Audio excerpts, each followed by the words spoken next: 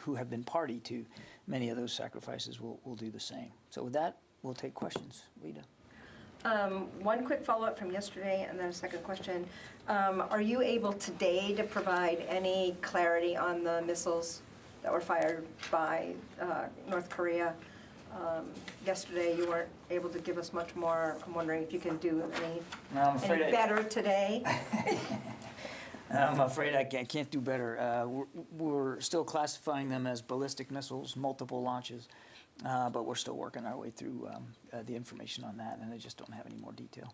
And then on Ukraine, obviously Ukraine has been asking desperately for some MLRS, some rocket systems that they say they desperately need. Right now, there's only 2 towns, I think, 2 areas in one province in the Donbas that Russia is now rapidly trying to take hold of, and it'll give them the entire province.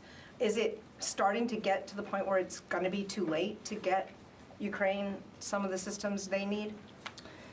What I can tell you, Lita, is we're working every single day to get weapons and systems into Ukraine, and every single day there are weapons and systems getting into Ukraine that are helping them literally in the fight, including howitzers, which are still arriving. And we're in constant communication with them about their needs going forward. We knew when Russia decided to focus on the eastern part of the country in that Donbas region that it was going to be an artillery, a long-range fires kind of fight. It has proven to be that. Certainly, we're mindful and aware of the Ukrainian asks, privately and publicly, for what is known as a multiple launch rocket system. And I won't get ahead of decisions that haven't been made yet, but we are in constant communication with them. Our goal from the very beginning has been to try to help them in the fight that they're in today. And that's why these packages get kind of parceled out over time, because you want to be able to be adaptive to what they're facing. So again, I won't get ahead of decisions. I've never done that since we've been starting to do these drawdown authority packages, but I can assure you that we are in constant communication with them, and we're still committed to helping them succeed on the battlefield and to succeed specifically in the fight they're in. I think I'll just leave it there. But do you think at this point that they are now, Ukraine is at a real risk of losing the Donbas region? I won't make predictions on the battlefield. We've also tried to stay away from that.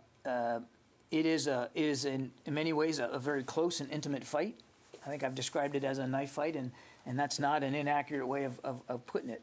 There are places, towns, villages, hamlets that the Russians and Ukrainians are in very close contact, and it's very dynamic. As I said yesterday, there are towns and villages which fall to the Russians on a given day, and then the Ukrainians will recover that days later. There's still a lot of back and forth, and I don't think being predictive about how long it's going to take or who's going to win is a useful exercise right now. What we are focused on is making sure that the Ukrainians can succeed on the battlefield, and again, that's the nature of the conversations that we happen. The last thing I'll say, and I know everybody's interested in what's going to be in the next package and what's not. I understand that. I'm not just not going to get ahead of where we are. But I do think it's important to remind that with the supplemental request now, we now have available to us several billions of dollars more just in drawdown authority, let alone assistance initiative contracting funds to help Ukraine in this fight. And we're going to marshal and use that resource just as smartly as we've done for the last sets of drawdown packages, the last 10 that we've done. And the next one will be 11. We're going to be smart about this, and we're going to be in lockstep with the Ukrainians and with our allies and partners about it. And there will, 11 won't be the end of it. There will be more, and we'll do them deliberately in a sequenced way, so that the kind of assistance Ukraine's getting makes sense for the fight that they're in. We want to see them succeed. We want them to have not only success on the battlefield, but success in the outcomes here. And so we're going to be flexible going forward. Jen? John, I'm just trying trying to understand, has a decision not been taken yet to give the MLRS to the Ukrainians? We are still working through what the next drawdown package is going to look like. And why has it taken so long on the MLRS? Is it a money issue that you didn't have the funding because of the supplemental? We've been hearing about the MLRS, the need for it for weeks now. What is holding it up? It's not a holdup here, Jen, and I'm not going to get ahead of decisions that we haven't announced or spoken to yet. We have been in constant communication with the Ukrainians every day. I mean, just last week, you know, we had a contact group with more than 40 countries showed up to provide security assistance. I understand that they have been asking for these systems for a long time, and we have been talking to them. And I'm just not going to get ahead of where the decisions are. I'm just trying to understand the holdup. I don't understand. I would just, I think I would take issue with the idea that there's a holdup here. We are constantly talking to the Ukrainians about their needs and what we can provide, as well as what our allies and partners can provide. And isn't there a military issue right now in terms of if the port in Odessa is not opened? You've heard all sorts of economic leaders and world leaders say that there's going to be a grain shortage. If you look out 3-4 months, there's going to be, starvation in Africa as a result. Isn't it time to open that port militarily and not sort of have the hard line that, now that the conflict will spill over if there's a grain shortage, shouldn't the U.S. and others militarily open that port? Look, we've been talking about this for a while. And the international community is deeply concerned about grain shipments coming out of Ukraine and the blockade and the effect that the blockade's having. And you've seen some European nations be willing to accept grain by rail. So there's ways to get some of that out there right now. But the president's been clear, we're not going to have U.S. troops fighting in Ukraine. That includes the skies over Ukraine, and that includes the potential for a naval conflict with Russia. So one of the things that the Ukrainians have said they want help with is coastal defense. And so coastal defense assets, including from the United States, are being sent to Ukraine to help them with coastal defense. But how they use those coastal defense systems is going to be up to them. The world community is mindful of the weaponization of food that Mr. Putin is now doing. And there are, well beyond this department, there are conversations inside the international community about what to do about that, how to alleviate it. Everybody understands the pressure and the sense of urgency here, and there's a lot of work being done on the diplomatic side to do that. Yeah. Two follow-ups. So CNN is reporting that the administration is leaning towards sending the systems, the MLRS. I mean, is it wrong? Do you dispute that reporting? I'm not going to get ahead of where we are in the process, Court. But I'm not asking about the process. I'm asking whether there has been, that the administration is leaning towards it. No, actually, you are exactly asking process, and I'm not going to get ahead of where we are in the I think I'm process. asking about not process as much as an agreement that the administration may have come to. Because we've been hearing for weeks, like Jen said, we've been hearing for weeks about talk of this. We know the Ukrainians have been vocal, everyone's been vocal about this possibility. But it seemed like there was a stretch there where we were hearing a lot of pushback about it. It was the systems take a long time to train on. They're expensive. The U.S. doesn't have a whole lot of them to give. They may be seen as provocative. So we heard all these things in that. So what I'm wondering is if the U.S., if the Pentagon, the administration, whatever it is, has made a decision that the system is valuable enough that all of those speed bumps are not as important. I don't have any decisions to speak to today. Okay, and then on North Korea, I'm wondering, and the launches earlier this week, did they exhibit any kind of a new stealth capability that made it more difficult for the U.S. to determine what was launched?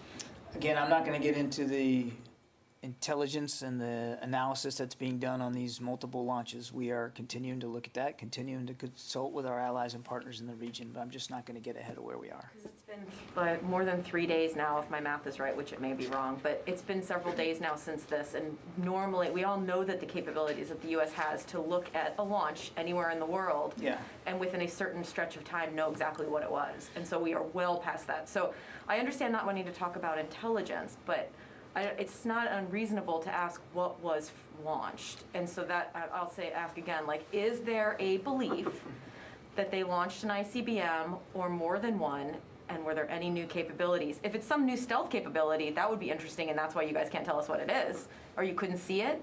Because that's the only thing I could think why we can't know what, tell me if I'm wrong. Look, I think, I never said and would not say that it's not a reasonable question for you to ask. It's absolutely an appropriate question to ask. But I'm just not in a position to answer it with great specificity today. We have said multiple ballistic missile launches. We believe that is true. We're still analyzing those launches. And if and when there's a time when we can be more detailed about that, we will. But that time is not today. Is there a policy, has the Biden administration established a policy that you will not talk specifics about North Korean launches? I don't know of any blanket policy in that regard. I mean, we take each one as they come and do the best we can to properly inform ourselves of what happened, so that we have a better understanding of what Mr. Kim is doing. As I said, and we've already condemned these launches. Each one is a provocation. Each one is a violation of existing UN Security Council resolutions. Each one only increases tensions on the peninsula. And each one, no matter what kind of missile, no matter how far it flew or didn't fly, no matter what the trajectory or the metrics were, each one, we believe, is a learning experience for the regime in Pyongyang. And that's concerning.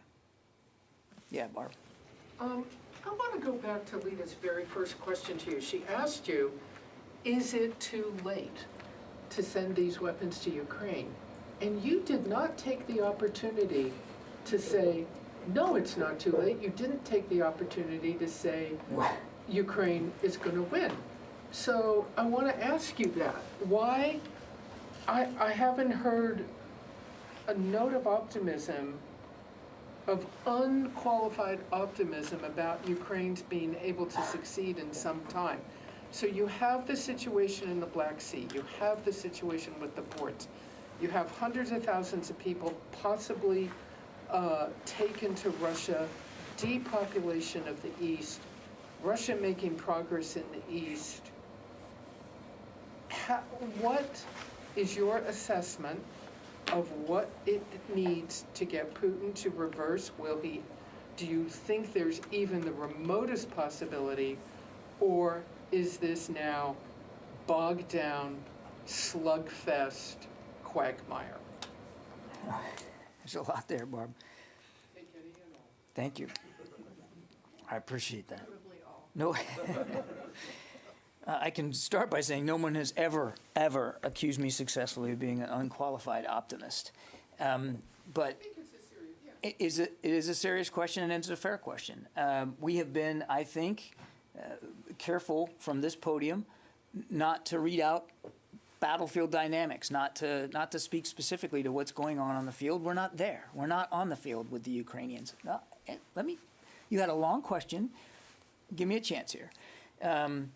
The fighting in the Donbas it's very real. As I said, it's very dynamic, and it literally changes every day. What we're seeing today is different than what we saw yesterday. I would just tell you, broadly speaking, again, I'm just going to start at the operational level as best as I can, and then I'm going to go out to your larger strategic question. Our assessment is that the Russians continue to make some incremental gains in the Donbas. Not great magnitude, not leaps and bounds. They are facing and continue to face a stiff Ukrainian resistance, which is why I won't go so far as to say it's too late to provide the Ukrainians with any system or capability that they might need, because they are very active in the fight, and they have pushed back the Russians. Up near Kharkiv, they continue to push the Russians back. And so, I mean, they're going on offensives of their own. It's a very active fight right now. And it will continue to change over time. And because it continues to change over time, our conversations with the Ukrainians change over time about what they're looking for and how much of what they're looking for, because it's not just about the systems. We get all caught up in the systems. It's about how many are you going to get there and how many they need in the fight. We've been talking about howitzers recently, so that we've committed now over 100 howitzers, and most of them are actually not only in Ukraine, but actually in the fight, according to the Ukrainians who tell us that. So we're adapting as much in real time as we can, as they have to adapt in real time, because the fighting in the Donbas changes, and in the south as well. Now, what it's going to take for Mr. Putin, I think, as you said, to reverse himself, I think is the way you put it, I don't know. I think only Mr. Putin knows that, and maybe perhaps some of his top leaders and generals. We don't know. What you've heard the secretary say, and I'll repeat it here today, is that Mr. Putin can do the right thing right now, right today, by pulling his forces out and by sitting down with Mr. Zelensky and the Ukrainians and negotiating in some kind of good faith. There doesn't appear to be any hope for negotiations right now. Mr. Putin has shown no interest in any kind of diplomatic path forward. Quite the contrary, he has shown every interest in continuing to prosecute this war in the Donbas. He continues to add forces. He continues to add capabilities. He continues to conduct airstrikes, all in a much more concentrated part of Ukraine. So the fighting continues. We are ever mindful, as we have been since the beginning, mindful of the clock here, mindful of the sense of urgency, mindful that time is not our friend, which is why we have been continuing to move equipment literally every day for the last 90-plus days of this war. In fact, even before the invasion started, we were sending in weapons and systems, defensive weapons and systems, so that the Ukrainians could defend themselves. And it's made a difference, Barb. We are almost 100 days into this, and Mr. Putin has achieved exactly 0 of his strategic objectives. He didn't take away Ukrainian sovereignty, quite the contrary. Matter of fact, I think he's reinforced for the Ukrainian people how important their independence really is, and you can see them fighting for it every day, not just soldiers, but individual citizens. He didn't take the capital city. He didn't decapitate the government. He didn't take any major city other than Mariupol at this point. So he hasn't really achieved any of the strategic objectives, and he's now focusing on a much smaller part of the country. And so we're focused on getting them to be able to succeed in those fights. Achieved the strategic objectives that the U.S. military and administration thought he had, but he has caused untold misery, violence, and death in that country. Yes. The Ukrainian government says he is depopulating the East. He has shipped untold numbers of Ukrainians to Russian camps. So he certainly is achieving objectives by his measure, not the Pentagon's framework. You said you know the clock is ticking. What is that clock? Time is not on your side. That's right. So you It's have not. some kind of assessment of what that clock is and how much time you have. We know that the Ukrainians they're fighting by the hour, and the fight changes almost by the hour. And so we are focused on getting them as much help as we can, as much support as fast as we can. Do we have a date on a calendar, Barb, that says, well, by this date it's going to be over? No, and we wouldn't be able to do that. It would be completely irresponsible for us to do that. We know that the Ukrainians are in a live fight, a fight for their country, or a fight for their citizens' lives, and too many. You're right, too many citizens' lives have been taken by this war. But my last question, is there any administration strategy here? I know there's diplomacy. Is there any Pentagon strategy other than continuing to ship weapons? And how long can you keep it up? we have 2 goals, and they have not changed, Barb. 2 goals. Strategy, other than shipping weapons. Our and how strategy long- has 2 components. Let me put it that way then, if you want the word strategy in there. One, it's to help Ukraine defend itself. And answering that need has changed over time, over the last 90-plus days. You know, earlier we were all about javelins and stingers, and that's all you guys wanted to ask about, and now we're asking about MLRS. I get it. That's the way we have helped Ukraine defend itself has changed over time as the fight has changed over time. And we're going to be committed to this for as long as the Ukrainians need the support. And it's not just us, it's other allies and partners. And the second component, and it's not an insignificant component, we don't talk about it a lot, is making sure we can bolster NATO's eastern flank. We now have over 100,000 U.S. troops in or around the theater in Europe, some at sea, some in the air, some on the ground, to bolster NATO's eastern flank. And should these 2 other new nations now, Sweden and Finland, become new members of NATO, then that'll be some other commitments that we'll have to make. And so we're focused on that as well, to make sure that Mr. Putin understands that we will, as the President has said, will defend every inch of NATO territory. So MLRS is going going the way of the javelins and the stingers is what I just heard you say, which was, it was a while and then ultimately it was approved. No, That's I kind of just what it said. just sounded like. Yeah, nice try. Yeah. Nice try, go ahead. To go back to the javelins, at the beginning of the war, we heard about the javelins all the time. There were the star, there were photos of javelins. That is what I just said. Yes, but photo of javelins, reaching their target and destroying. We don't see anything about the howitzers. So do you assess that the howitzers have reached their objective and are used and help have made the difference on the ground? All I can tell you is what the Ukrainians tell us, and what Mr. Reznikov has told Secretary Austin, and that is that the M777 howitzers have definitely made a significant difference on the battlefield, and they are using them in various places, and they're using them with very good effect. Do you have an example of a place where they could retake? We know, for instance, that they have definitely used them in the Donbas, and that we know that they've used them effectively against Russian formations there in the Donbas. But can I give you an exact date and latitude and longitude? No, I'd refer you to the Ukrainian Ministry of Defense on that. I mean, these howitzers belong to them. They're putting them in the field to defend themselves and their cities and towns and people, and they could speak to that much more definitively than we can. We're not tracking each and every one where they are on the battlefield on any given day, but more than 80 of them, we know this because we're getting it from the Ukrainians, more than 80 of them are in forward units being used in combat every day, at least so far. Yeah. John, Peter Martin from Bloomberg. You talked about the incremental progress that the Russians are making, and I wondered, have you seen them learn from the mistakes they made early on, exposed supply lines, armor vulnerable to more agile Ukrainian infantry? Have they improved the way that they've approached this fight?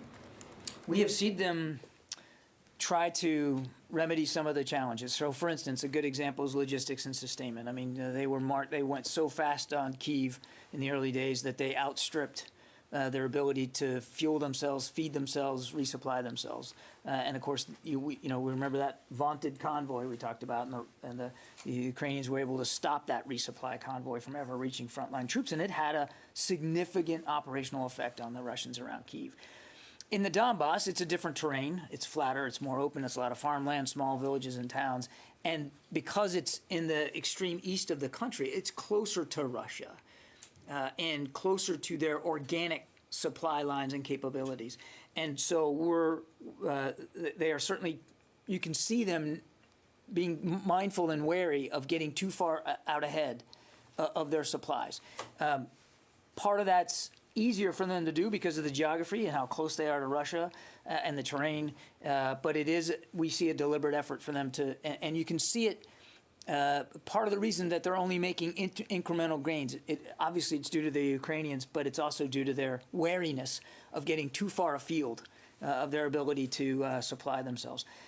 We have seen them try, although with no real success, but you can see them try to get better at integrating ground and air operations. Again, some of that's easier for them to do in a smaller geographic area. They're using smaller units now in smaller places, in smaller movements, and so it's a little bit easier for them to integrate air support for their operations on the ground than it was when they were advancing on 3 major lines of axis, geographically separated by hundreds of miles. So it's a little easier, but we're seeing them start to try to get better at that. I would not go so far as to say we think that they have solved all their air-to-ground integration issues. Command and control, they still suffer. They still have not been able to effectively manage command and control of their units in the field. So, yes, as we said that they would, we have seen them try to improve some of the mistakes, improve upon some of the mistakes they made early on, but they have by no means been able to master them. Christina, good to see you. Good to see you too. Congrats on your new job. Thanks. They're very lucky to have you. I want to follow up on Barb's question. She asked is this now sort of a slog, a quagmire? Is it bogged down? Would you say this is not a slog? It's a knife fight now. Is the knife fight, sort of like a slog? Where does it go from the knife fight? Yeah, I think we've been, and I talked a little bit about this yesterday. I think we're being careful not to slap a label on this or a bumper sticker and say it is this. Other than I have said it's a knife fight, and you can see that every day. And I think that's a good descriptor because it's close fighting, and in some cases very intimate, like in Kherson, around Kherson, between Kherson and Mykolaiv, you got Ukrainian and Russian forces that are very, very close. And it changes every day. So I think we're just going to avoid slapping a label on this. It's war, Christina, and it's close up war. It's brutal, and it's not just brutal on the soldiers. It is, as Barb rightly said, it's been brutal on the population, the people of Ukraine. Joe Gould. Hey, John. Thanks for taking my question. Question for you. Yesterday, we got a readout of Kath Hicks's visit to the UK, and there was a lot said about science, technology, and cybersecurity, and security cooperation between the U.S. and UK. But not so long ago, back in September, after the Afghanistan withdrawal, it seemed like U.S. and UK relations were a bit rockier.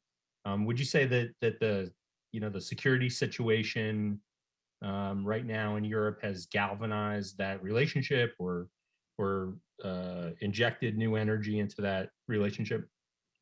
I think I would challenge the assumption that because of Afghanistan, U.S.-UK relations suffered or were damaged in any way. I mean, the British are we talk about the special relationship, which we firmly, strongly still believe in. I mean, they are tremendous allies and great friends. So I don't think we would associate ourselves with an assumption that there was some sort of damage done to the relationship because of Afghanistan. I mean, we were at war in Afghanistan with the Brits for all of those 20 years. They were with us from the very beginning and right up until the very end, and we helped each other in those 2 weeks of August as we worked together to evacuate literally more than 100,000 people. But to your larger question, I think it's safe to say, fair to say, and evident that Mr. Putin's unprovoked war in Ukraine has definitely helped galvanize the entire alliance, and certainly has galvanized in many ways the international community, or at least almost all of the international community, to be mindful not only of the danger Ukraine is in and the support that Ukraine needs, but also the danger to the international rules-based order. We talk about that phrase a lot, but and it sounds perhaps bureaucratic, but it's a real thing. It matters. A rules-based international order that we and the British and so many other allies and partners worked so hard to establish in the wake of World War II. And I don't think you can say that we grew closer to Great Britain because of this, because we were already exceptionally close. But it's fair to say that our British allies and very much even before Mr. Putin decided to invade saw things the same way, and had multiple conversations about what we were watching Mr. Putin do in the fall and early weeks of the winter. So there's incredible, I think, synergy between the United States and Great Britain, and I would say go larger than that and say inside the NATO alliance. Yeah, Laura. Just back on the MLRS, I know that there's two versions. There's one that can travel between 20 and 45 miles, and there's a longer strike version that can reach 190 miles. So what are the concerns about sending Ukraine this longer range version? I'm just, again, Laura, I appreciate the question. I'm not going to speak to decisions that haven't been made or announced yet with respect to future security packages for Ukraine. I'm just not going to get in there. Is there, without talking about the package in particular, is there concern that a weapon like this might be provocative to Russia? We have, since the very beginning, as I said earlier, we've been working closely with Ukraine to provide them the best capabilities we can to help them in the fight that they're in, and that will continue. And the fact that you can do that, but also have a prudent concern over escalation, which we've talked about many, many times, they are not mutually exclusive, and there's no reason for them to be. Just on a different topic, I saw some reports that Iran has seized 2 Greek oil tankers.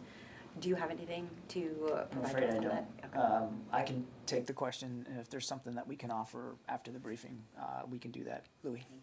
Yeah, I don't want to get ahead of a decision. I'd like to get behind a decision quickly. A decision that hasn't been made yet? No. Because that's where we are. We are behind that right now. Correct. Previous decisions. Can you enlighten us as to how that process actually works? I mean, we've seen the meetings that Joe Milley had with National Security Advisor Sullivan and their counterparts. So, I mean, how does this originate with the Ukrainians, and what is the Pentagon's role in it? Does it ultimately end up with a recommendation by the Secretary of Defense, and then end up as a presidential decision? If you could just capture that for us, please. Yeah, I mean, so each drawdown package is different, as you guys know. It different in size, different in kinds of systems and capabilities that are sent. Generally speaking, as a package is being considered, the first input is the Ukrainians themselves, what they say they need, and then are taking a look at that and seeing if we can help meet that need, and if we can't, who can, and then there's a decision made about once we sort of talk about capabilities. Then there's a decision about, well, how much right now can we get there? Speed is an issue too, and their absorption rate is a fair concern, as well as their consumption rate. So that's why you kind of parcel these out a little bit rather than just send everything in one lump, because you want it to be relevant. So then there's a decision made about, okay, well, how much of X, Y, and Z are we going to send? And where is it going to come from? The drawdown means it comes, it's an authority the president gives us to take stuff off our shelf. It's stuff we've already bought, paid for. It's in a warehouse somewhere, on a base somewhere, overseas or in the United States. So now we know what we want to send, and we know kind of how much. Where do we get it from? At the same time that sourcing is being done, obviously you have to have the authority. So the first step as you start thinking about what you want to send is getting permission to do it, and it has to come from the president. It's called Presidential Drawdown Authority for a reason. He will sign out the authority. Okay, I hear what you want to send them. I give you the authority to do that. So that's the next step in the process. Then there's an administrative task. It has to be announced by the Secretary of State. That's the way the system works, because it basically is assistance to a foreign military, and then the Secretary will then issue an executive order to the department to fill that need, and then we're off and running. What has been fascinating for me to watch as I've seen this now happen now 10 different packages is because we know that time is not our friend. Even as we're filling out the list and doing the sourcing, U.S. Transcom they're already planning flights. They're already thinking, okay, if it's going to come from X base here in the United States, then what do I need to do? What do we need to do to make sure we have aircraft on scene as quickly as possible to get it there? And that has been, and we, I'm not saying we were slow at the beginning. They were still getting there pretty quickly, but we have now been able to shorten up the process so that it is literally sometimes as quick as 48 hours before the initial elements of a drawdown package are in the region. Not 48 hours to get to Ukraine, but 48 hours to the region. And sometimes once it gets into the region, it can be in Ukraine 24 to 36 hours after that, which is just an incredible amount of speed. it truly is, we say unprecedented, and it really is in terms of the ability for the United States to move that much material and get it into the hands of Ukrainian fighters in a matter of just a few days. But it's because now we've done so many of these now. The system, the process works quite well, and the people at U.S. Transportation Command have just been heroic in their ability to identify assets to move that. And it's not all gray tails. I think you know that. They use commercial aircraft as well, but it's still under their auspices. Yeah. Anson Mercer with the Asahi Shimbun. So it looks like Severodonetsk is going to be the next major urban conflict in the Donbas. The Russians have been trying to encircle it, it's very similar to what they did in Mariupol, and maybe choke the city off. What would you assess the Russians' ability to encircle the city has been? Have the Ukrainians been able to halt them at all and keep supply lines open like they did in Kiev? And are you seeing, kind of back on the lessons learned, are you seeing the Russians able to apply some of those lessons learned in an urban assault that we are seeing in Severodonetsk? They're largely, their operations have stayed largely doctrinal in approach. We haven't seen a lot of adaptations in the way they do maneuver warfare. It's artillery barrages ahead of movement, right? Soak in an area to beat back whatever resistance is there, or try to prevent Ukrainians from being able to defend. And then once they feel like they've done that, they sort of move out in formation. Now, we've seen the formations being smaller because the terrain is just more confined, and the objectives are going at tend to be a little bit smaller. But it's the same basic idea. I won't predict. We are seeing fighting around Severodonetsk. There's no question about that. And we certainly do assess that the Russians want to take it. But it is, as far as we can see today, still being actively fought over. And are those counter-artillery batteries that have gone into Ukraine, have those helped Ukrainians be able to target Russian batteries that are assisting in their doctrine of moving forward at all? I would just, again, I don't want to speak for the Ukrainians and their tactics.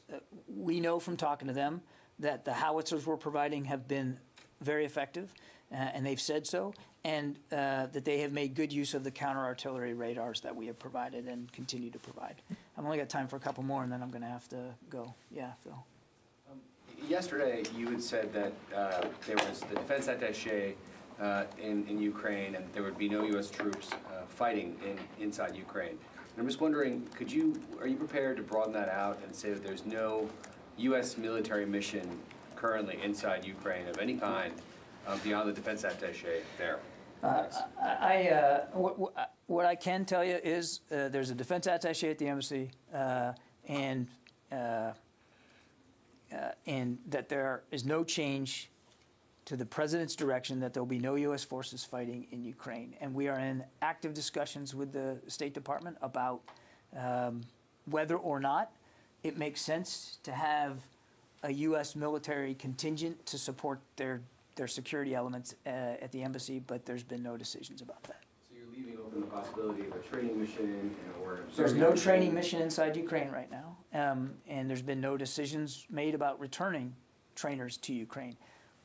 Those same National Guardsmen are conducting training with other elements as well of the U.S. military outside of the country. So certainly I'm not going to walk off the fact that we are conducting training. We are on some of these systems that are going in, but no training in Ukraine right now, and no decisions made about returning inside Ukraine. It's a war zone. Okay, I got time for just one more, Rio. Thank you. I want to follow up about North Korea. Yesterday, the UN Security Council failed to enforce new economic sanctions on North Korea. Do you have a sense of urgency to increase deterrence against North Korea by military means, as it is now obvious that the economic measures will not work? I think, we talked about just in response to these multiple ballistic missile launches the other day.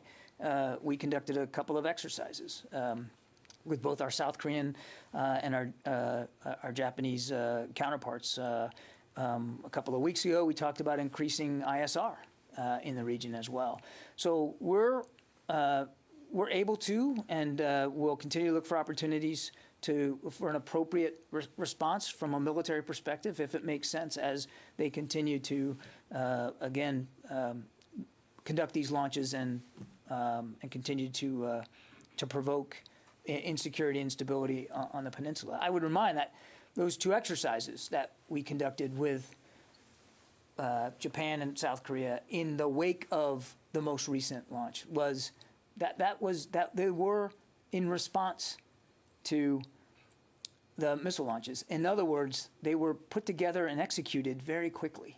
And that doesn't happen by accident, Rio. That happens because of good alliance management and prior knowledge and familiarity with one another's military capabilities and the constant training and operating that we do with both our allies. And I think it's remarkable. We talked about, I think you asked me or somebody asked me the other day about the Russians and the Chinese and this bomber exercise, which we assessed was long in the planning and was not a direct response to President Biden's visit over there.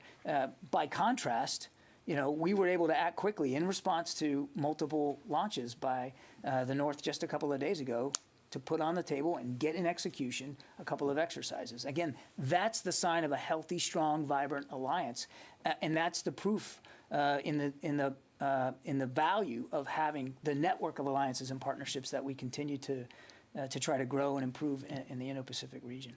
Look, I got to go. Last thing I'll say, and I'll do it quickly so that I get through it. I just want to.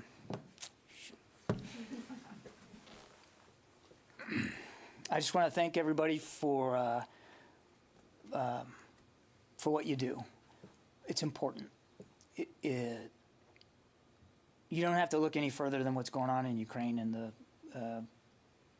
just the brutality, the vulgarity of the war that Mr. Putin is waging on the Ukrainian people, and the deceitful management of information that he has tried to put in place, shutting down a free flow of information to see how important it is, what a free press can do. And all of you either have been, will be, or you have colleagues who are on the ground in Ukraine right now, putting their own lives in danger. And some of them have been hurt. Some of them have been killed. I know that Memorial Day is obviously about memorializing the fallen. I will also promise you I'll take some time this weekend to think about them as well. It's really important, and I just want to thank you for that effort. Thank you for the way you put me through my paces, even today, last day, and I got stretched, I got pushed, but that's what makes you guys so important. That's what makes this place so special. I can't say that every day up here was pleasant, but I can say that I felt, anyway, every day I was up here was meaningful. And that's not because of me. It's because of you. It's because of the questions you asked and the way you pushed and prodded. And not only did your outlets proud, but I think you did the American people proud. And I was proud to have a little piece of it, even if it was just for 18 months. So, again, thank you. And we'll see you later. Bye-bye. Yeah.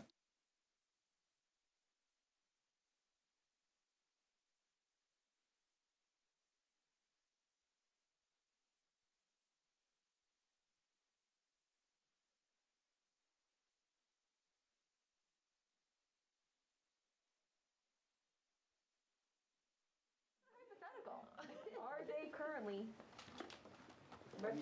You a baseball fan? Thanks, John. Thank you.